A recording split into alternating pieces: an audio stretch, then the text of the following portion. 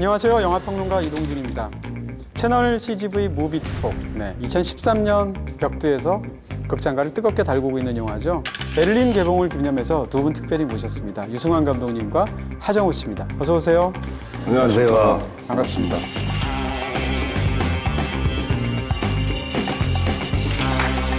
초반 반응이 좋아서 굉장히 좋으시겠어요? 어떠세요? 그렇죠. 너무 좋죠. 네, 너무 감사드리고. 네, 익숙하시죠? 이런 반응. 아, 그렇죠. 네. 이번엔 좀 빨랐어요. 마카오에서 베를린, 무기장사, 공관, 스파이, 암살, 망명까지 이걸 다 어떻게 엮어야 말이 되는 거냐?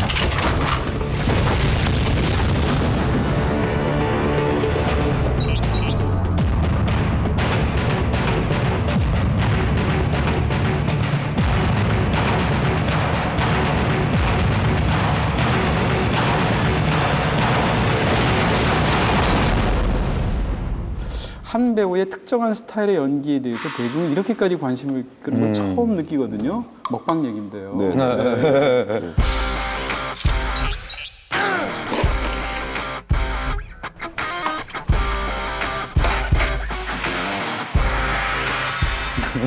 아, 저도 그게 굉장히 궁금한 부분인데요. 그래서 이번에 300만 명을 기점으로 공개된 삭제된 그 영상을 저도 봤어요.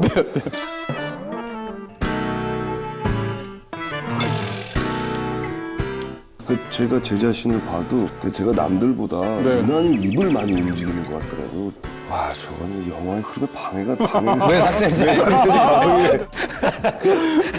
그 모니터에 그 CCTV 화면에 집중을 했어야 되는데 잼발을 넣어서 이거 빵 먹는 게 너무 신경이 뺏겨 있는 거예요, 연기가. 삭제될 만했구나. 그 음식을 씹는 그 얼굴의 모양이 굉장히 역동적이어서 그래서 관객분들이 그래서 이게 좀 뭔가 맛있어 보이는 거구나. 우리가 이제 먹방을 자꾸 얘기하게 되는 이유가 하정우 씨는 몸을 느끼게 해주는 그런 스타일의 연기를 하세요. 그러니까 먹는 것도 사실 몸에 대한 반응을 보여주는 거고 액션이라는 것도 몸의 어떤 반응을 보여주게 되는 건데 그 중에서 엄청나게 고생을 하는 장면이 있으면 실제로 고생하는 것 같은 느낌을 줘요. 네, 저 배우가 하면 뭔가 연변에서 넘어온 사람 같고 실제로 사이코패스 같기도 하고 실제로 또 변호사 같아 보이기도 하고 배우들이 이렇게 그 표출하고자 하는 욕망이 되게 있잖아요. 근데 유독 이 배우는 별로 뭔가 표현을 안 하려고 하는데 이게 느껴지는 지점들이 생겨요. 뭐 농반진반으로 설렁설렁하게 다 따먹는다는 얘기를 막 했었는데 뭐 되게 풍부해요. 아주 작게 표현하는데. 그러니까 본인이 맘먹고 크게 표현하는 부분의 폭발력이 되게 커지는 거죠. 그 영화를 찍는 메커니즘, 영화를 통해서 표현을 하는 감독님의 의도를 표현하는 그 전달 방식이 전 배우는 한 일부분이라고 생각이 들어요. 어떤 감정씬을 연기할 때는 음악이 들어가서 음악을 들어야 하는 여지를 만들어줘야 되는 거고 또 의상에서 뿜어져 나오는 무엇인가가 있을 거고 미술팀에서 세팅한 이 환경에 대해서 나오는 부분이 분명히 있을 텐데 그 부분만큼은 정확하게 표현을 해주고 나머지는 여지를 열어서 오감을 느끼게 해주는 것이 제일 효과적인 것이 아닌가라는 생각을 늘 하게 되는 것 같아요. 네, 제가 듣기로는 또 다른 굉장히 좋은 제의가 해외에서 있었다고 들었어요. 근데 그 작품을 하지 않고 베를린을 선택하시게 된 어떤 결정적인 계기가 있으셨다면? 승범이하고 감독님하고 셋이서 모여서 무언가를 만들자 한 3, 4년 전부터 그런 얘기를 했던 것 같아요. 그러면서 베를린이 이제 저기 제의가 들어왔을 때 이제 때가 됐구나 뭐 그런 마음이 강하게 들었었고요. 두 번째는 표정성이라는 캐릭터가 이건 누가 해도 멋있을 것 같다는 생각이 들었어요. 되게 남주기가 아까웠었어요. 이 베를린이라는 이 영화의 배경이 너무나 매력적으로 다가왔던 것 같아요. 유승환 감독의 영화를 보면 사실 굉장히 즐거운 일이거든요. 어떤 장르적인 쾌감 같은 게 있는데 그럼에도 불구하고 만드는 과정에서 감독님이 일을 충분히 즐기면서 막 재밌어하면서 만드시지 않으실 수도 있다는 생각이 얼마 전부터 들었어요. 굉장히 어렵게 만드시는 느낌이 있는데 자, 오케이. 이번 영화는 아무래도 그 규모에 대한 부담이 좀 컸던 것 같아요. 거기다가 그런 거죠. 야, 이 배우들 데려놓고 이렇게밖에 못 찍어. 이런 얘기 듣기 딱 좋잖아요. 조금만 잘못하면. 이 배우들의 최상의 상태를 뽑아야 된다. 근데 그게 이게 너무 지나치니까 제가 식욕을 완전히 잃어서 그러니까 저는 그냥 무슨 이렇게 쪼꼬바 하나 먹고 그냥 버티고 막 그랬었거든요. 하정우 씨는 그럼 현장에서 유승환 감독님이 어떠셨어요? 나가 있을까? 감독님이 베를린에서 삭발하고 삭발 파이팅과 이렇게 감독님이 막 푸시업하고 막 윗몸 일으키고 막 하는 거예요. 그래서 중국의 액션의 거장 같은 중국 감독님이라고 맞아, 하고 맞아, 현장에서 맞아. 막 얘기했는데 그 모습만 봐도 정신 똑바로 차리고 해야겠구나라는 생각이 늘 드는 거예요. 네. 짝패 같은 걸 보게 되면 네.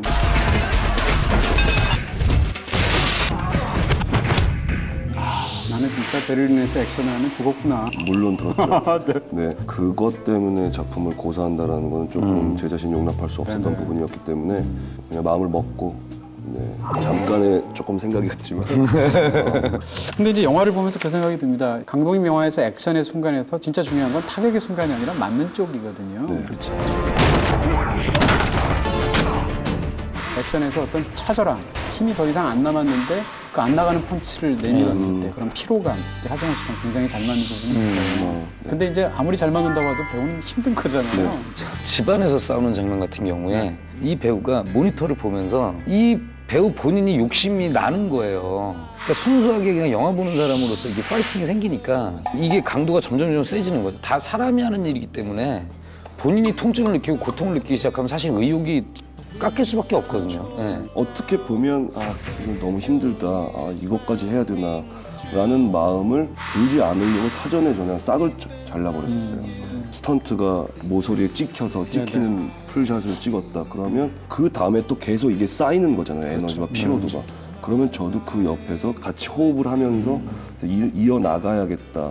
라는 것에 집중을 많이 했던 것 같고 일종의 어떤 승부욕이었던 것 같아요. 이 영화에서 표정성의 미학은 1번 액션이 말이 돼야 그 다음부터 어떤 표정을 짓든 뭘 얘기를 하든 울든 간에 그것이 다 맞는 거잖아요.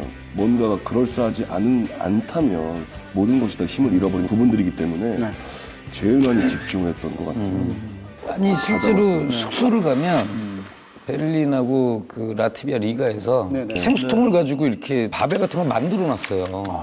현장에서 촬영이 끝나면 되도록 차 안 타고 걸어가거나 뭐 뛰어다니고. 제가 또 놀란 것 중에 하나가 김장도 담그실 줄 안다고 해서요. 그리고 취미 활동을 하고 워낙 음식을 너무 굉장히 심심해서 잘해요. 그래서 너무 심심하고 김치도 못 구하겠고 촬영 감독님이랑 감독님한테 한 봉지씩 나눠드렸어요. 냉정하게 맛을 평가해 주신다면 아니 음식 잘해요. 네. 잘 만드니까 잘 드시기도 하시는 거예요. 네, 그렇죠, 그렇죠. 먹는 연기가 괜히 나오는 게 아니죠. 제가 미리 사전에 주변에 들은 얘기는 이건 유승환의 첫 멜로 영화다. 이런 얘기를 제가 들은 적이 있어요. 네. 왜 사실을 말하지 않았어? 내 말을 듣기나 했습니까? 이 영화가 멜로적인 부분에서 가장 중요한 감정은 어떻게 생각하면 죄책감이에요. 그렇죠. 혹은 책임감. 그렇죠. 혹은 그 두 가지를 낳게 만들었던 의심 같은 건데 그리고 또 영화 속에서는 심지어 아무리 뭐 부부들의 이야기이긴 하지만 키스신조차 중간에 한번 등장하지 그렇죠. 않고 원래 가족끼리 뽀뽀하는 거 아니에요? 탈라죠. 일단 이 실제 그 모델이 되셨던 분이 해군 장교 출신 여자분께서 우리 영화 구성하는데 굉장히 많은 얘기를 해주셨거든요. 제가 그분한테 굉장히 충격 먹었던 것이 결혼 생활을 하는 내내 키스를 해본 적이 한 번도 없대요.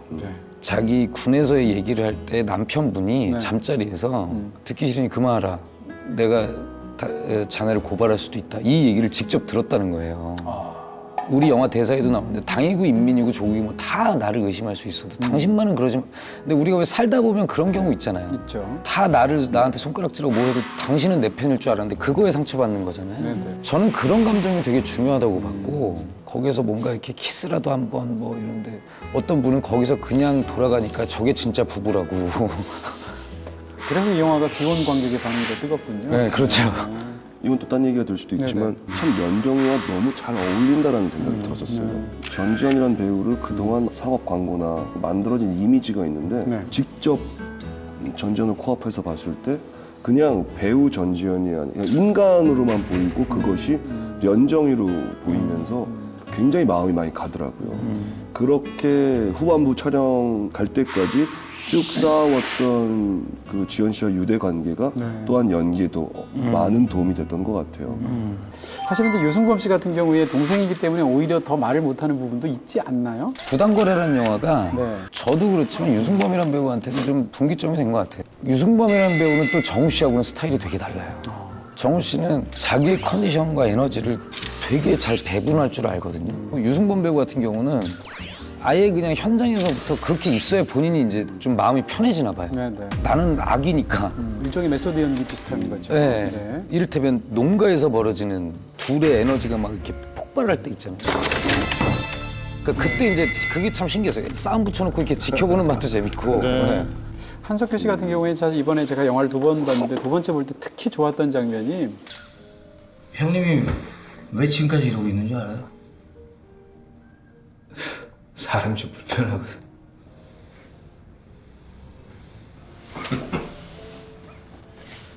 아니, 불편한 사람 앞에서 왜 이러고 앉아있냐.